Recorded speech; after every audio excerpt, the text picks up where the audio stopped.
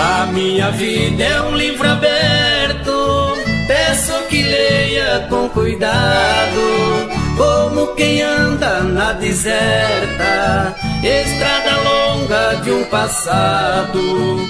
Não ficará surpreendida com meus soluços e lamentos, é só vestígio de uma vida cheia de descontentamento.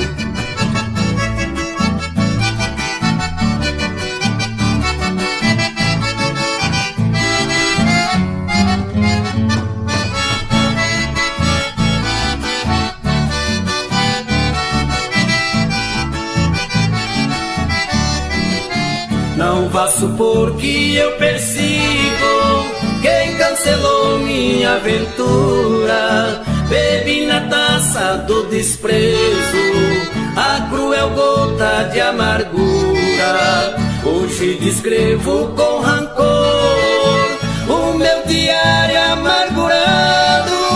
Maldito seja o falso amor, porque amei, não fui amado.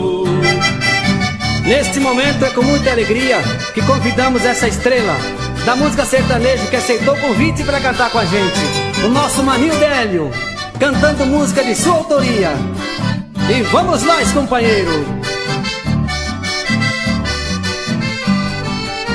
Como lembrança guardo um pranto, é a relíquia de um passado. Reflete meus cabelos brancos, o meu amor desesperado. Se perguntarem se morri, digam que estou velho e cansado, que no meu peito ainda habita um coração apaixonado.